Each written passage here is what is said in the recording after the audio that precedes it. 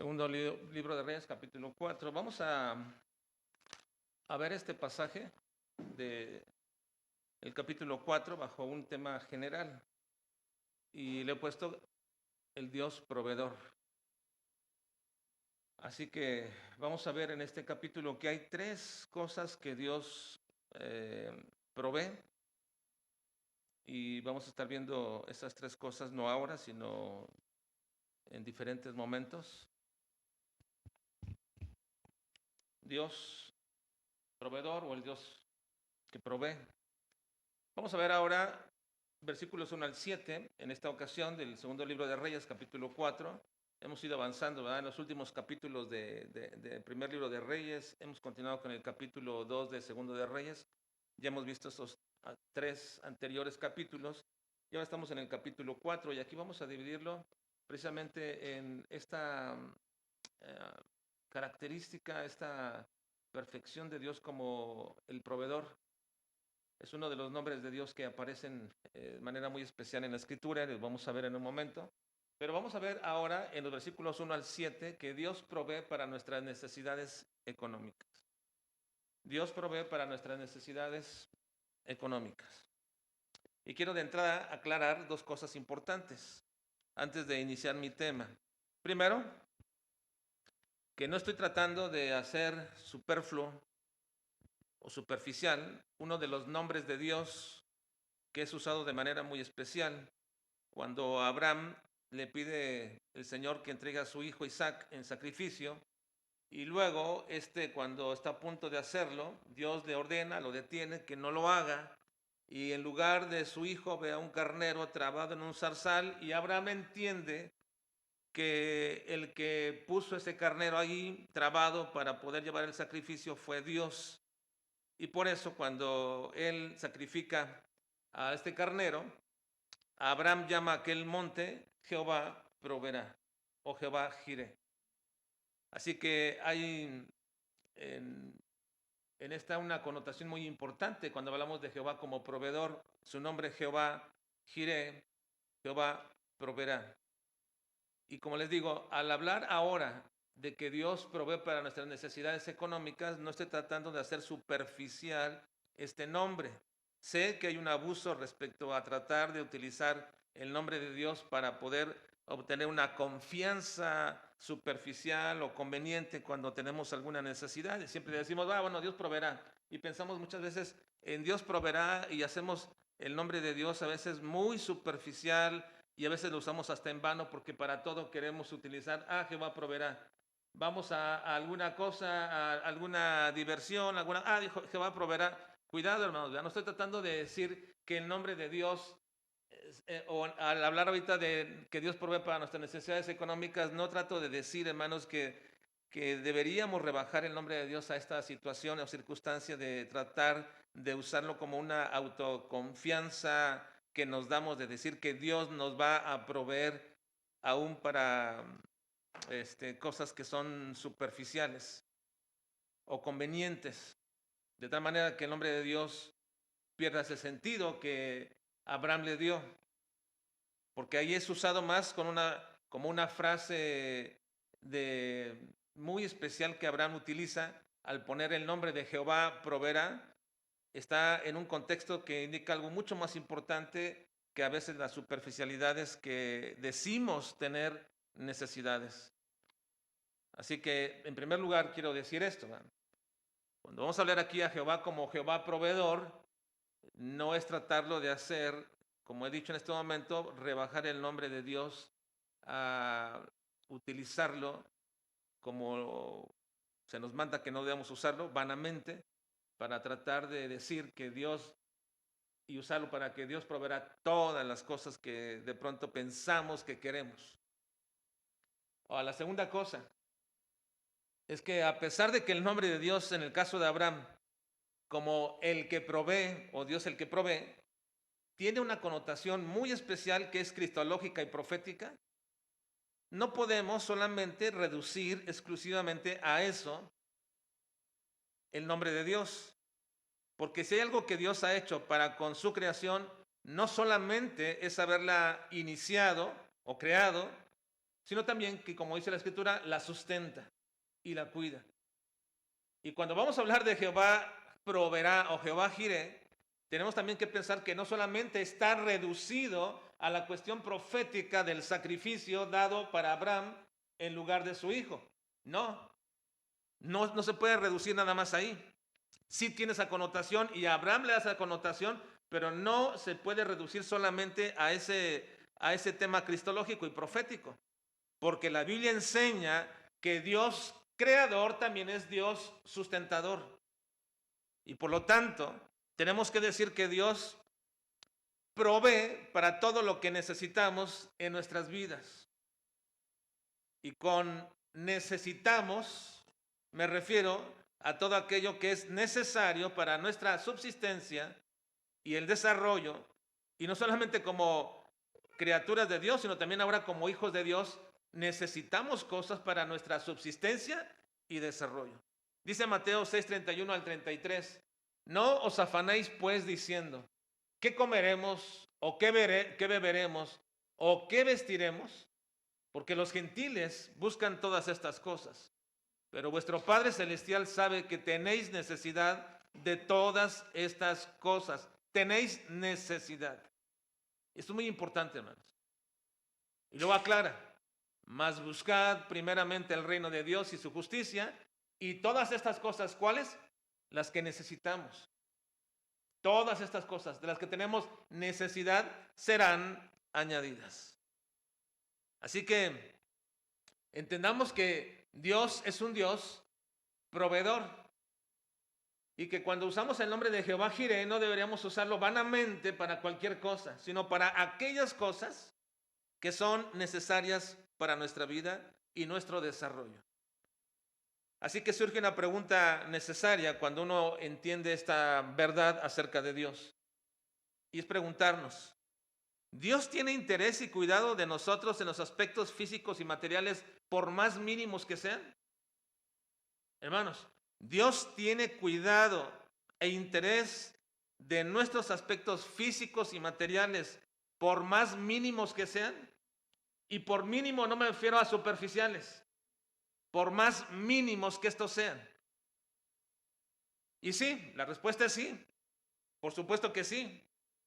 Esta respuesta afirmativa debería darnos una clara visión de que Dios no solamente nos provee de lo más importante de nuestra vida, como lo es la salvación, del desarrollo espiritual, de la gracia necesaria para crecer conforme a la imagen de su Hijo Jesucristo, sino que también Dios tiene cuidado y tiene conocimiento perfecto de todas nuestras necesidades, sean estas de salud, sean cuestiones familiares, sean situaciones emocionales, sean circunstancias escolares, laborales, materiales y por supuesto también diríamos económicas o de cualquier otra índole.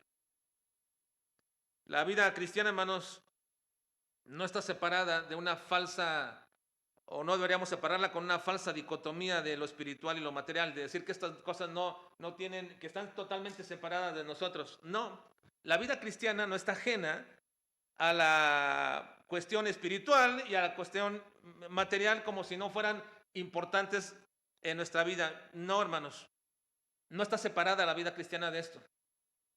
También es que no debería ser mezclado de una manera que la podamos confundir lo material y lo espiritual sin que podamos distinguir cuáles son las necesidades espirituales y cuáles las materiales y luego confundir en ellas las prioridades. No, hay una falsa dicotomía a veces en muchos creyentes de decir que no deberíamos tener ni pedir por cuestiones materiales o cuestiones físicas, sino que lo importante, lo más importante, por supuesto, es lo espiritual y que el otro no debería interesarnos. Por supuesto que no, porque la Biblia no enseña eso.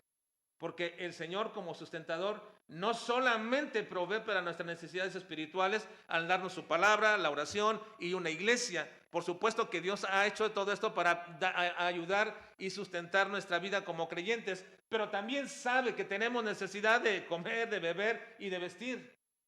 Y por eso dice el Señor, Busca primeramente el reino de Dios y su justicia, y estas cosas van a venir por añadidura. Así que en una falsa espiritualidad no deberíamos dividir o escindir la vida del creyente y decir que lo material no tiene importancia. No, porque lo material y lo espiritual subsisten las dos en la persona de los creyentes. Y ambas deben ser satisfechas en la medida y en el orden que Dios ha establecido en su palabra.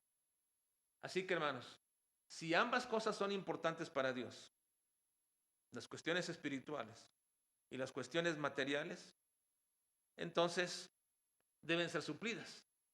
Y Dios, como proveedor, suple todo eso. No solamente suple lo espiritual, también suple lo material. Y vamos a ver en esta noche y vamos a contemplar el cuidado maravilloso que Dios tiene por los suyos. Aún en este aspecto, lo económico. Ahora, ustedes verán, hermanos, y sabrán, por supuesto, y por tantos años que estamos aquí ya, que no es nuestro énfasis nunca hablar acerca de estas cosas en cuestión de la economía, no porque no sea importante, sino porque creo, hermanos, que cuando vamos por la palabra de Dios, si esto no se toca en la palabra de Dios, no lo vamos a tocar, pero ahora sí se toca y es importante verlo a la luz de lo que la historia nos va a contar. Porque Dios lo ha puesto ahí, porque Dios quiere que lo veamos.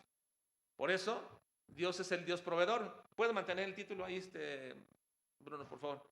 Para referirme precisamente a que los versículos, Dios es proveedor, porque también Dios provee para esta área importante de la vida de un creyente, las necesidades económicas. ¿Son importantes las necesidades económicas en un creyente, hermanos? ¿En la vida cristiana son importantes o no son importantes? ¿O solo nos debería interesar las cuestiones espirituales y lo demás no? Yo no creo, hermanos, que tengamos esa perspectiva de una falsa espiritualidad diciendo no podemos hablar en la escritura acerca de esto. Bueno, si Dios lo pone y Dios lo desarrolla en una historia de la palabra, porque quiere que lo tratemos desde la perspectiva correcta. Así que vamos en esta noche a contemplar ese cuidado maravilloso de Dios que tiene por los suyos, aún en este aspecto económico, y cuidando de no interpretar esto, hermanos, desde una falsa perspectiva del evangelio social o de un evangelio de la prosperidad. Más bien, hermanos, vamos a ver aquí un principio que está implícito en esta historia, y es que Dios satisface nuestras necesidades. No simplemente, hermanos, Dios satisface nuestras necesidades económicas, no simplemente porque existen, sino porque conforme a su carácter, ahí Dios también manifiesta su amor, su misericordia y su gracia como el buen Padre Celestial que tenemos. Así que, hermanos, aún en estos aspectos económicos, Dios manifiesta su carácter de buen Padre. Y como dijo Jesucristo, si vosotros siendo malos sabéis dar buenas dádivas a vuestros hijos, ¿cuánto más vuestro Padre Celestial?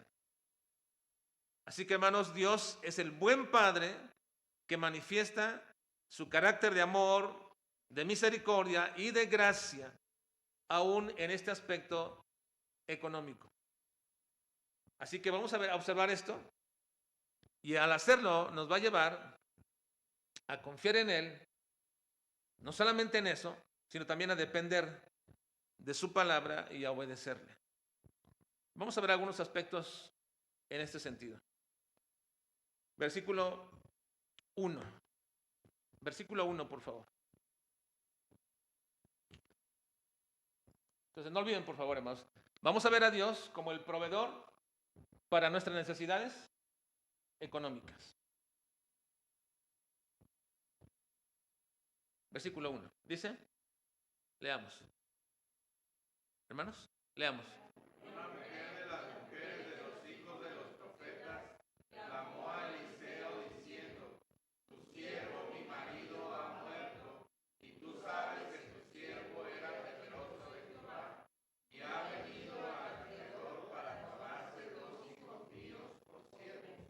primero que vamos a ver aquí, hermanos, en este aspecto, son que las necesidades económicas son inherentes en la vida cristiana. Son parte de la vida cristiana. Las necesidades económicas son parte de la vida cristiana. Como hemos mencionado anteriormente, cada persona en este mundo tiene necesidades. Y eso incluye, por supuesto, también a los cristianos. Y a pesar de que somos hijos del dueño y soberano de todo lo existente, a pesar de eso, tenemos necesidades. Y también, por supuesto, incluye a todos aquellos que dedican su vida para servir a Dios de manera completa, total. No solamente a los creyentes en sí mismos, sino que también estas mismas necesidades son inherentes en la vida de aquellos que sirven al Señor. Este relato, hermanos, está situado en el reino del norte de Israel.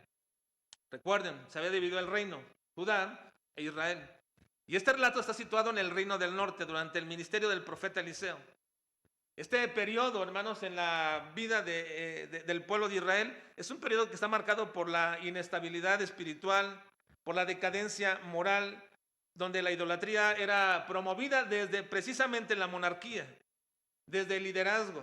Ellos promovían la idolatría y esto había afectado profundamente la vida de todo el pueblo. Ahora es precisamente que dentro de este escenario de una vida inestable espiritualmente de todo el pueblo, donde Dios comienza a trabajar a través de todo esto con comunidades de profetas. Estas comunidades de profetas tenían el propósito de que Dios iba o estaba haciendo precisamente un trabajo de mantener su nombre, mantener la palabra de Dios, la ley del Señor en todo el pueblo. Y lo hacía mediante comunidades de profetas. A estas comunidades de profetas les llamaban los hijos de los profetas. Y ustedes pueden ver en la escritura cada vez que el hijo de profeta o los hijos de profetas eran esas pequeñas comunidades de gente que Dios utilizaba mediante una guía, mediante una preparación para que fueran y llevaran y enseñaran la ley del Señor. Así que había ciertas comunidades de profetas. Y la mayoría de estas comunidades vivían en condiciones muy precarias. Era muy difícil la vida para todos ellos. La viuda que aparece aquí en este relato, en el versículo 1, hermanos, la viuda que aparece aquí pertenecía a una de estas familias. Así que esta viuda pertenecía fue esposa de un profeta. Ahora, si las familias vivían en comunidades muy precarias, esta mujer pues la estaba pasando más, todavía peor, porque el sustento que podía tener de parte de su marido ya no lo tenía, era una viuda. Así que esto explica la situación crítica que se encontraba esta mujer tras la muerte de su esposo. Ahora, no se sabe cuándo y por qué murió este profeta, pero hay una realidad que no se puede esconder. Todos, sin importar lo que somos o lo que hacemos, todos, sin importar lo que hacemos o lo que somos, vamos a morir en algún momento. Esa es una realidad que no podemos esconder, a menos que el Señor le plazca en su plan soberano venir por nosotros, venir por su iglesia, venir por su pueblo. Ese retorno glorioso de Jesucristo. Pero si esto no sucede en nuestros días, ni en nuestra época, y no sucede en los próximos 20 o 30 años, algunos de nosotros ya no vamos a estar aquí, hermanos. Algunos de nosotros ya no vamos a estar en este lugar. Porque esa es una ley estipulada por el Señor que no podemos saltarnos, que no podemos brincar. Así que esto llega todavía más a la realidad de que esta mujer fuera viuda de un hijo de profeta. Dado que el hijo de profeta era una persona usada por el Señor para llevar a cabo su obra, uno se preguntaría por qué murió este profeta y de qué manera murió o por qué habría de morir dejando a esta mujer en una situación tan crítica. Pues no tenemos la respuesta. La única respuesta es que todos vamos a morir en algún momento. Así que cuando muere alguien, la gente cercana a nosotros no solamente va a llorar y se va a entristecer, sino que también va a sufrir. Sobre todo si el que muere es el proveedor o la proveedora de la casa. Eso definitivamente pone las circunstancias mucho más difíciles. Bueno, pero además de todo esto, hermanos, además de todo esto, no solamente era una mujer viuda que estaba pasándola definitivamente mal, sino que en esa época se permitía por la ley que todos los acreedores tomaran a los hijos como siervos de una manera temporal para poder saldar esas deudas. Y eso es lo que estaba sucediendo con esta mujer. Esto estaba sucediendo con esta mujer. No solamente era viuda y había quedado sin el sustento que el esposo podía darle, sino que ahora un acreedor a quien le debía probablemente el esposo, y muy probablemente era el esposo, no había pagado esa deuda.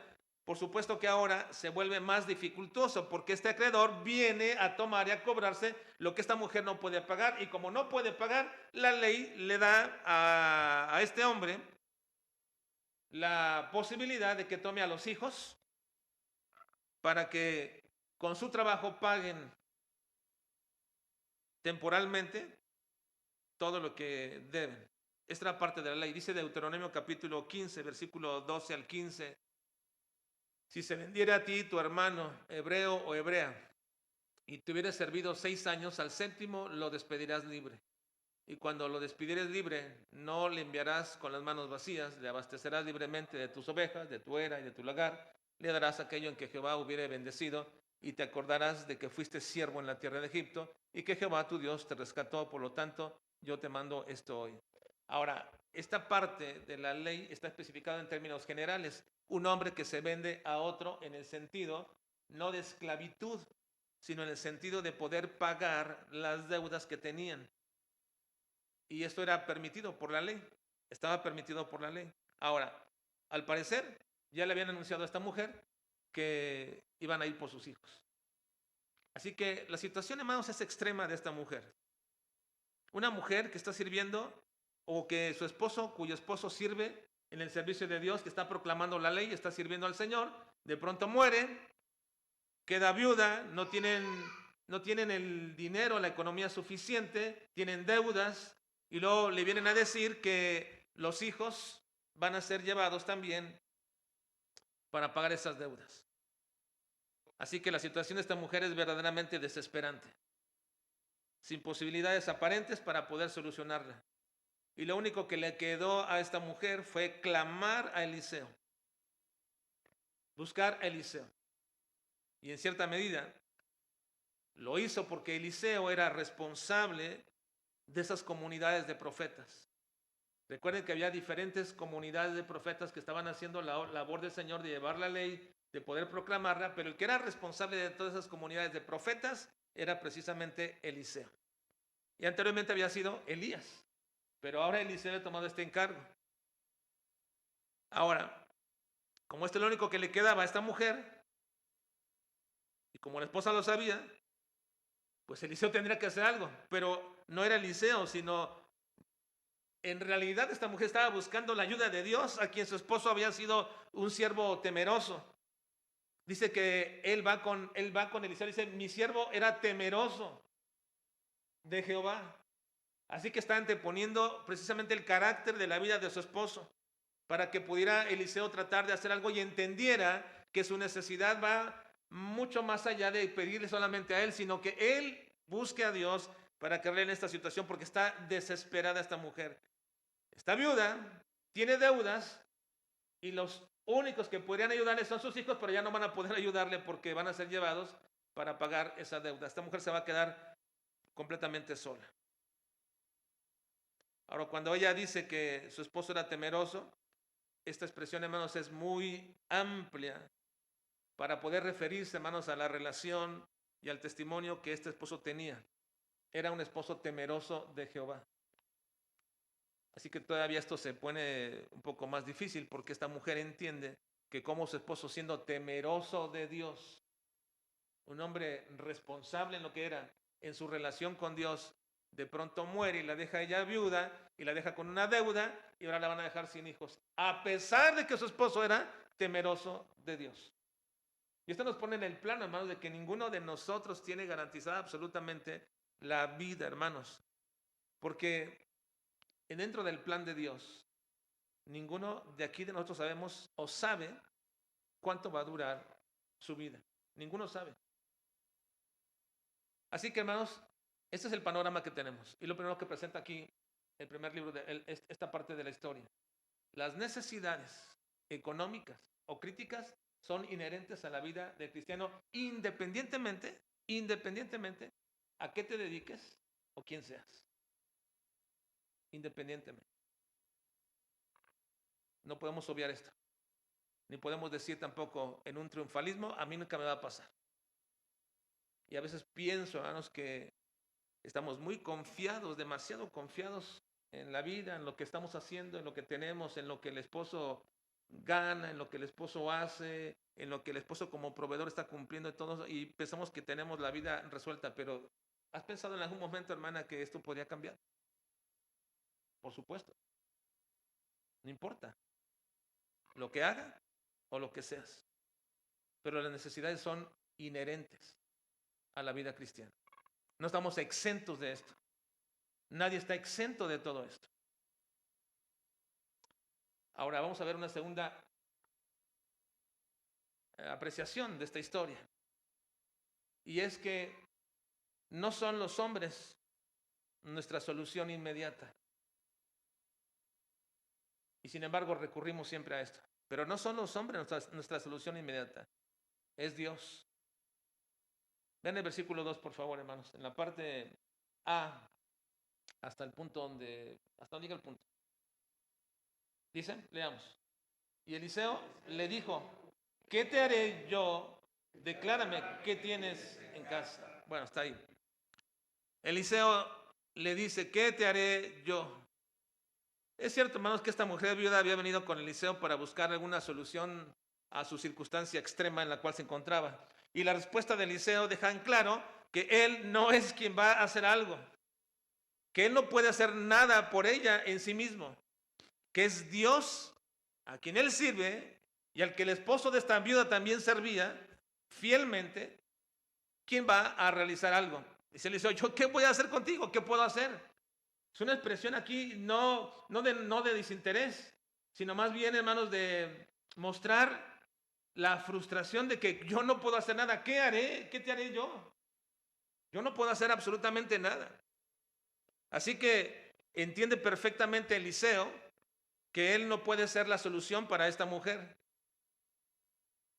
Y que a pesar de que él sirve a Dios y que el esposo de esta mujer también había servido a Dios fielmente, el esposo de Eliseo dice claramente, Eliseo le dice a la esposa de a esta mujer, le dice claramente que él no puede hacer absolutamente nada.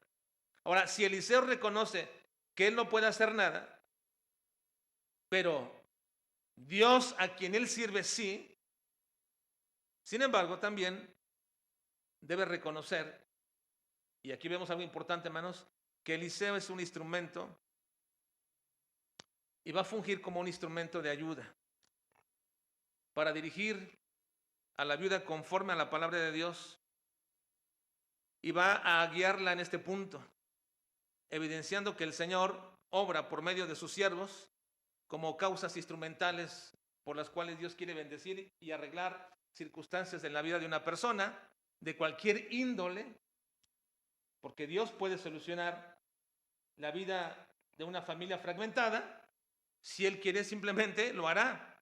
Pero Dios usa causas instrumentales. Dios usa hombres. Dios usa siervos para ayudar a esa familia, para ayudar ese problema laboral, para ayudar ese problema circunstancial, situacional o cualquiera que ésta sea. Y Dios lo puede arreglar sin necesidad. Pero vemos en la Escritura que Dios utiliza instrumentos. Así que Eliseo reconoce que aunque él no puede hacer nada, Dios lo va a usar a él para ser un instrumento y dirigir a esta viuda a precisamente confiar en la palabra de Dios y a volverse obediente al mandato del Señor.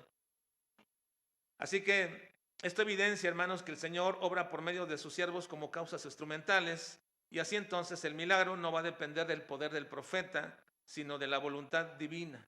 Ahora, hermanos, aunque Dios en su gracia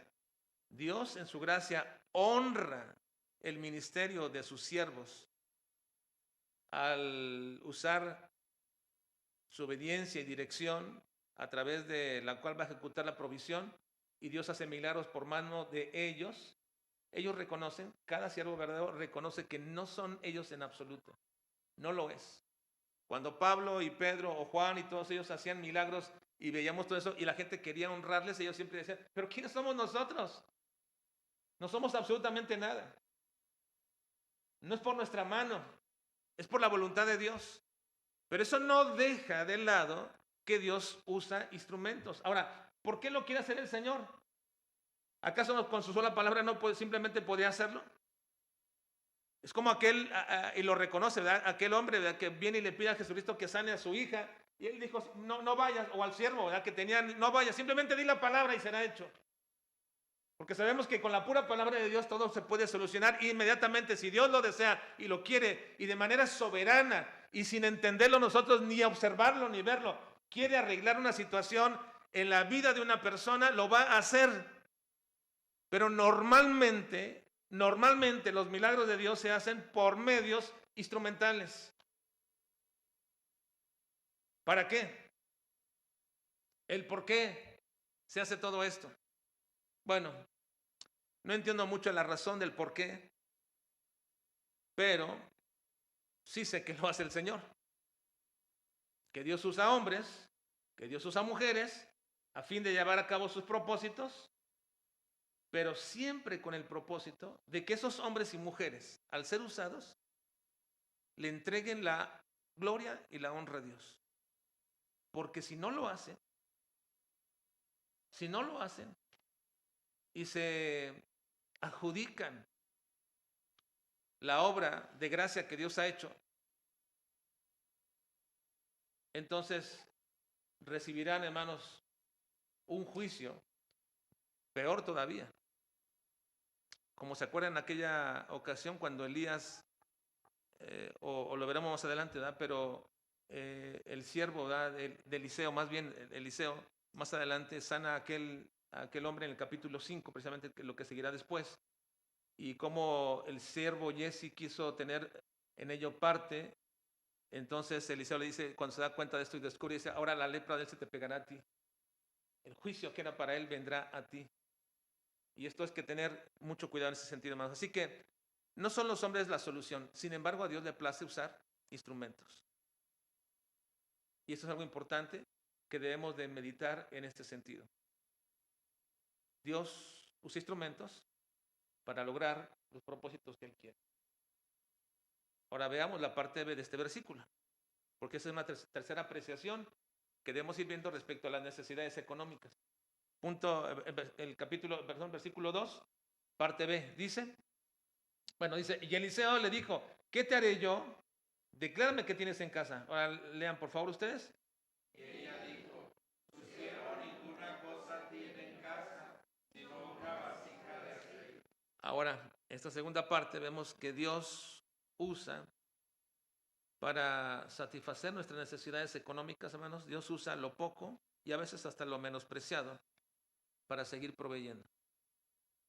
Dios usa lo poco y lo menospreciado que nos ha dado para seguir proveyendo. Eliseo pregunta qué es lo que esta mujer tiene y ella menciona que solamente tiene una vasija. La vasija de aceite es una muestra de la absoluta pobreza de esta viuda. Todo lo que me queda es una vasija de aceite. ¿Por qué tendría una vasija de aceite? ¿Por qué no dice tengo un cántaro de agua? ¿Por qué no dice tengo algo de harina? Como aquel? No, tiene nada más una vasija de aceite, lo cual quiere decir, hermanos, que ya no le queda absolutamente nada, nada. Y quizás esa vasija de aceite estaba ahí porque ya no tenían pues ni para cocinar. ¿Para qué la usaría? No tenía absolutamente nada. Pero esta vasija de aceite que demuestra la absoluta pobreza de esta viuda fue también el medio por el que el Señor empleó o usó para satisfacer las necesidades económicas de esta viuda. La vasija de aceite no es una gran cosa, diríamos, no es una gran cosa, pero en la mano de Dios, hermanos, en las manos de Dios y con su bendición, fue suficiente como para suplir todas las necesidades de esta viuda, para pagar su deuda y para seguir viviendo. Ahora, una de las constantes que nosotros vemos, hermanos, en los milagros que Dios hace y realiza tanto en el Antiguo Testamento como en el Nuevo Testamento, es que Dios suele obrar a partir siempre de lo poco. Dios suele obrar siempre a partir de lo poco, de lo insuficiente, incluso de lo menospreciado. Esa es una constante que usted puede mirar cada vez que observa un milagro y ve un milagro. Normalmente Dios va a hacer sus milagros a través de lo que es poco, lo que es insuficiente o lo que es menospreciado. Con el propósito que quede bien claro que el resultado nunca puede provenir de los recursos humanos ni de la mano del hombre, sino de su poder soberano, con el cual Dios hace patente a cada creyente cada vez que nos es provisto, que esa fue la mano de Dios. No fue nuestra pericia, no fue nuestro ahorrito que tenemos ahí, no fue, como dicen algunos más, el clavito que estaba ahí puesto, no, no fue nada de eso. Es la mano de Dios que satisface, que arregla los asuntos de nuestras vidas. Así que no es la abundancia lo que explica este milagro, sino la intervención divina sobre lo que humanamente fue incapaz de producir el resultado. Así que, por ejemplo, cuando Cristo alimentó a multitudes con unos pocos peces y panes, en las manos de Cristo eso fue abundante. Cuando el Señor venció a un ejército con un reducido grupo que estaba bajo el mando y el liderazgo de Gedeón, fue suficiente. Cuando Dios usa la debilidad misma como la manera en que Él va a mostrarse en su poder, como se le enseña precisamente a Pablo de Tarso, al decir que el poder de Dios se manifiesta o se perfecciona, no es que se haga perfecto, la palabra perfeccionar aquí es que se ve claramente, se ve a la llenura, se ve completamente. El poder de Dios se perfecciona en la debilidad, es decir, es más claro el poder de Dios en la debilidad que en la fuerza. En el tiempo de carencia que la abundancia, el poder de Dios se perfecciona. El poder de Dios no llega a una perfección porque es perfecto. Pero la palabra aquí perfeccionar significa que se hace más visible, más abundante para todos nosotros. ¿En dónde? En la debilidad, en la carencia. Segunda Corintios capítulo 12, versículo 9 dice el apóstol Pablo precisamente respecto de sí, y me ha dicho, bástate mi gracia, porque mi poder se perfecciona en la debilidad. Por tanto, de buena manera me gloriaré más bien en mis debilidades, para que repose sobre mí el poder de Cristo. Así que de esta manera, cuando Dios usa lo poco, lo insuficiente o lo menospreciable, Dios elimina toda posibilidad de orgullo y gloria humana y dirige toda la atención a Él siempre. Y así debería ser, hermanos. Cada vez que salimos de un aprieto económico en nuestras vidas, debemos honrar al Señor. Cada vez, hermanos, que hay una dificultad de economía, donde no sabemos dónde va a salir, debemos honrar siempre al Señor. Pero siempre, hermanos, de alguna forma, perdemos la perspectiva pensando, bueno, pues tengo un salario, tengo un sueldo que me puede soportar en esta manera, tengo aquí, tengo allá, pensamos siempre en plan, va, veces, y nunca estamos pensando precisamente que es Dios quien sigue supliendo y seguirá supliendo continua y constantemente en nuestras vidas. Así que, hermanos, Dios usa lo poco, lo menospreciable, lo insuficiente que nos ha dado para seguir proveyendo para nuestras necesidades. Y siempre debemos reconocer esto.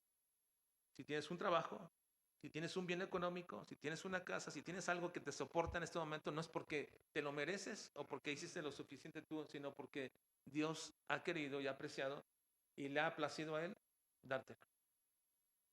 Así que honremos a Dios por eso. Y quiero culminar esta noche diciendo una cuarta apreciación de esta necesidad de esta viuda.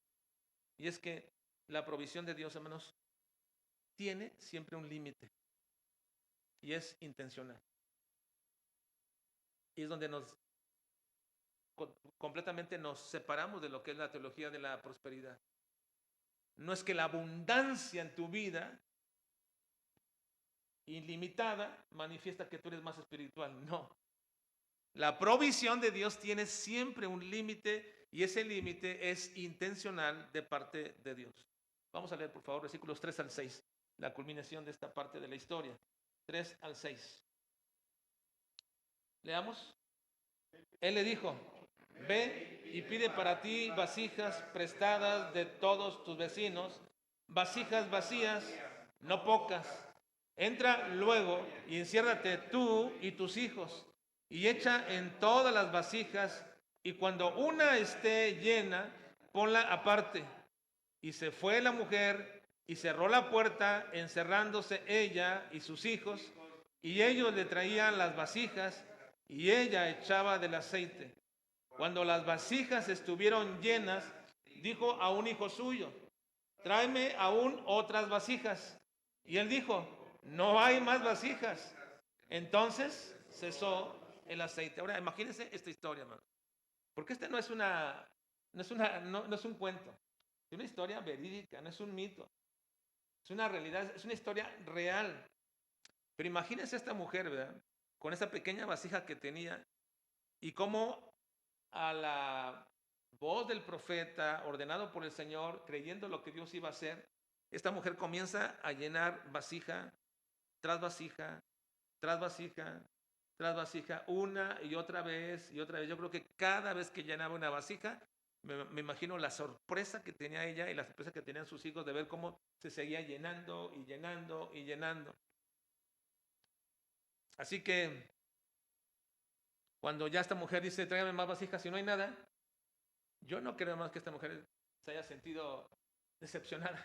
Yo creo que con gozo, con alegría, ver todo lo que había podido llenar de aceite, todas esas vasijas. Ahora, esto nos deja ver, hermanos, y veo y pienso, hermanos, que esta parte de la historia se entiende mucho mejor con lo que he explicado, de decir que la provisión de Dios tiene un límite intencional, que Dios limita, no porque no quiera darnos más, sino que ese límite es intencional de parte de Dios, porque Él en su sabiduría y en su conocimiento sabe perfectamente hasta dónde los creyentes podemos soportar las bendiciones,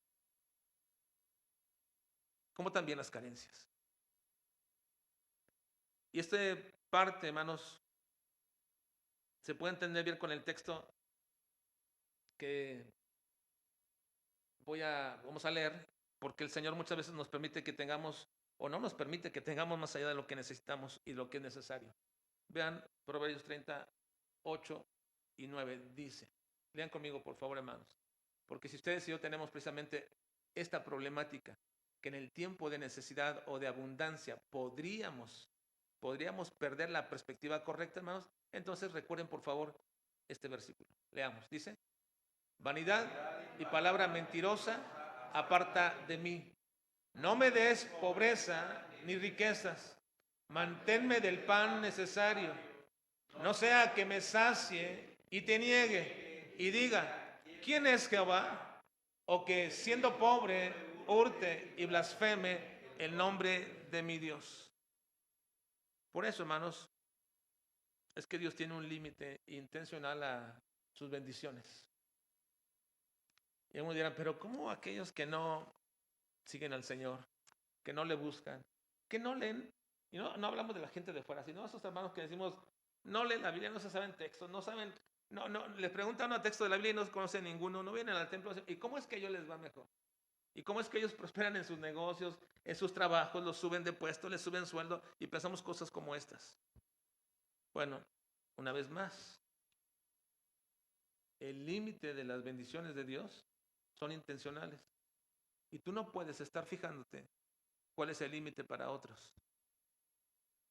Tenemos que entenderlo a nosotros mismos, nuestro propio corazón, nuestra propia vida. Esto es lo que Dios ha determinado para mí y para mi familia.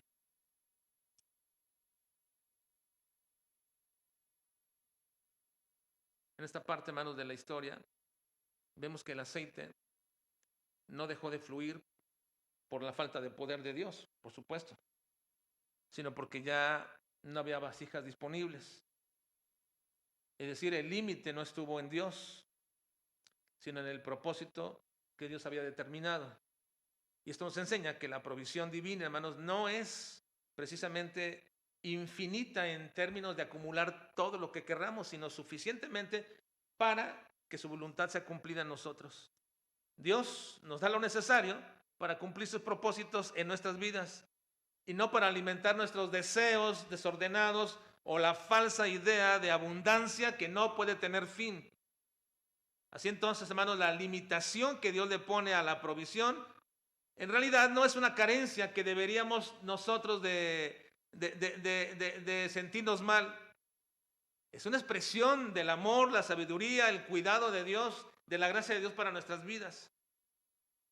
Porque Él conoce exactamente cuánto necesitamos y cuánto darnos y detenernos la bendición en su momento. Porque eso es para nuestro bien, pero sobre todo es para su gloria. Así que, hermanos, nuestras necesidades económicas las entendemos perfectamente, que son inherentes a nuestra vida, son parte de nuestra vida, que Dios las suple, pero cuando Dios las suple, hermanos, y cuando Dios las suple de esta manera como Él quiere, si la quiere hacer abundantemente o limitadamente hasta donde Él quiere, tenemos que entender que hasta ahí es el bien que Dios quiere darnos, pero que toda la gloria la debe recibir el Señor. La mujer logró pagar entonces lo que debería, lo que debía, perdón, y aún así le quedó a esta mujer para seguir viviendo. ¿Cuánto tiempo? No lo sé. No sé cuánto tiempo le duró a esta mujer todo eso para poder seguir viviendo. Pero ahí concluye esta parte de la historia, diciendo en el versículo 7. Vino ella luego y lo contó al varón de Dios, el cual dijo: ve y vende el aceite y paga a tus acreedores, y tú y tus hijos vivid de lo que quede. Qué colofón, ¿verdad?, para esta historia, hermano. Nuestras necesidades económicas son importantes para Dios, hermanos. Sí, sí lo son. Sí lo son, pero no son superiores a nuestra vida espiritual, a nuestra necesidad espiritual. Por eso, tenemos que aprender, hermanos, de esta historia dos cosas importantes. Primero, que Dios es fiel para proveer, porque ese es su carácter, es proveedor, pero que su provisión está gobernada por sus propósitos y no por nuestros deseos. No son nuestros deseos los que gobiernan el hecho de que Dios nos dé o supla nuestras necesidades, son sus propósitos. Así que este pasaje, hermanos, nos ha mostrado que Dios interviene en nuestras necesidades reales, que son reales como las económicas, que nos afligen como son estas necesidades económicas. Sin embargo, no lo hace para que nosotros podamos tener siempre expectativas humanas desordenadas, que podamos suplir cosas superficiales de nuestra vida, por las cuales a veces usamos o mal usamos el nombre de Dios diciendo: Dios me proveerá para esto. Cuidado, hermanos, cuando usamos esto de esta manera. Dios cumple su voluntad perfecta y la provisión que Él nos da siempre será suficiente, oportuna y sabia, y siempre va a estar alineada con su carácter de Dios y Padre proveedor. Por lo tanto, nunca deberíamos vivir exigiéndole más a Dios, sino descansando en lo que Dios, en su sabiduría, exactamente nos ha querido dar. ¿Cuándo darlo y hasta dónde ha querido darlo? Y también tenemos que aprender que la provisión de Dios, hermanos, siempre es una forma como Dios nos atrae para responder con fe, con obediencia y una dependencia continua de Dios. Yo sé lo que difícil que es para un varón cuando pierde el trabajo, porque es el sostén del hogar. Sé lo que es difícil y lo hemos experimentado en nuestras vidas cuando las cosas van muy mal económicamente. Cómo nos afligen las deudas, cómo afligen la cuestión económica. Pero hermanos, la viuda no solamente recibió ayuda de parte de Dios. Mediante esta necesidad ella fue llamada para poder actuar con fe a la palabra de Dios. Y eso nos enseña perfectamente, hermanos, que la provisión que Dios nos da nunca debería fomentar nuestra pasividad humana, sino más bien mantenernos en una fe activa diciendo, bueno, si Dios lo ha hecho siempre, ¿qué me hace dudar que lo hará ahora?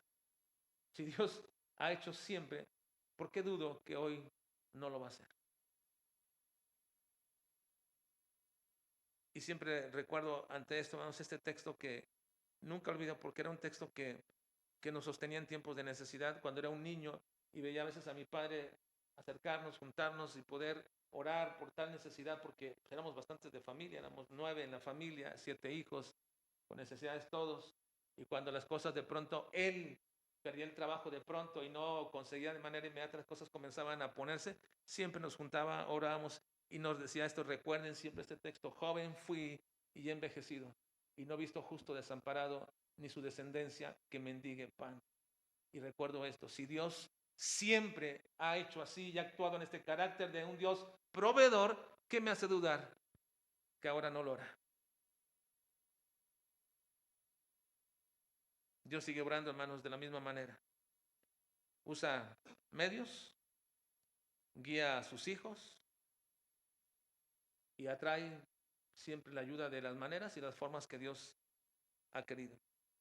Así que, más que concentrarnos en lo que recibimos, hermanos, deberíamos enfocarnos en cómo vamos a responder ahora cada vez que Dios provee para nuestras necesidades. Responderemos con fe y obediencia, con gozo y alegría, alabando y exaltando al Señor, glorificando y dándole la gloria a Él, o seguiremos pensando que somos nosotros, que lo merecemos. Que Dios nos ayude, hermanos, a enfocarnos correctamente, porque Dios sigue siendo el mismo proveedor de siempre. Y Él provee para nuestras necesidades económicas. Porque en ello Dios también es glorificado por sus hijos. Vamos a orar, por favor, hermano.